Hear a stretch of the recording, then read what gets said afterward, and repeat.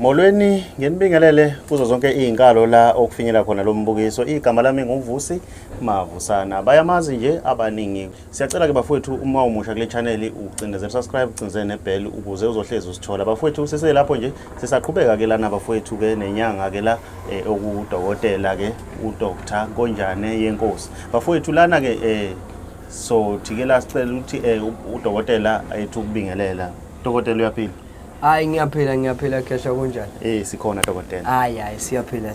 Lana dokotela nje ngale nje kolokhu sikhuluma kakhulu sizohlala nje odabeni sibuze ngodaba lokuthi lana dokotela kwakho indlela zokuhlola oyisebenzisayo before umuntu efike lana ungathini nje kubantu batshela ngeindlela zokuhlola oyisebenzisayo la ekhaya. Uyahlola udokotela la ekhaya?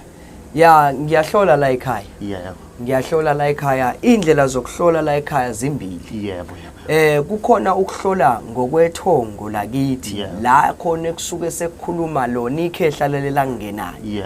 Liyakwazi ukuyikhulumela lona lisho konke lisuke likubona ngalowo muntu, libuye lihlangane nezidalwa zakubo, liphinde likhuluma ukuthi izidalwa zalowo muntu loyo zithini, kufanele alungiselwe izinto zakhe kanjani. Bese kuba khona lokho kwesithunywa ke lapho khona kusuke khona sengilalela.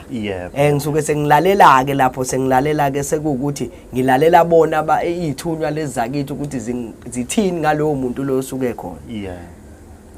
Ngikuzwa kahle lapho kwedokotela. Ngifuna ukugxila la odabeni lokuthi ke wena uhlobo luni ke lwenyanga ngoba izinyanga ngathi zihlukahlukene. Lo mbuzo zonke izinyanga engisuke ngifika kuzona mfeke ngiyibuza because umuntu kukhona izinyanga, kukhona isangoma, kukhona ugedle angazi khona uma nganoma ukuthi khona umathwalana. Wena ukuphi lapho ke? Ukuphi lapho uhlobo luni lwenyanga? Inkonjane bafowethu. Inyanga nje ake ngithi inyanga engathwasanga. Inyanga nje eyangenwa yidlozi lakubo. Eligedla.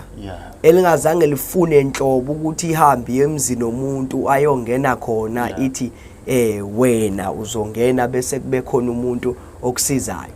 So indlela engisebenza ngayo, ngisebenza ngokwesithunywa, ngiphinde ngisebenze ngokwedlozi. Hayi ke angakafiki lapho thwala abanibani. Hayi angakafiki. Oldona ke phela ngoba uma ungumlaphi wendabuko kubonakala ukuthi umsebenzi wakho uyaphambili. Abantu bake bathi hayi sebekhona amahebezi abavelwa abantu ukuthi athi umuntu awuthwele. Hayi sokungakabanyisi ke.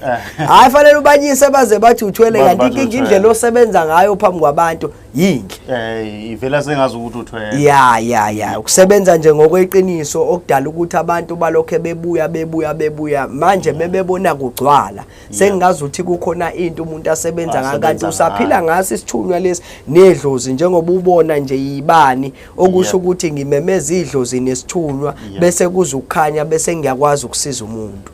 Ngikuzwa kahle ke dokotela. Kuthi nje kwakho imibono ezwakala kule video eqeda kudlala akuwona umbono womkhanyakude TV, umbono wekhasimende. Ukhuluma nekhasimende ungaxhumana nalo enambeni ethi 076 9839 600 076 9839 600. Si channel siyabonga.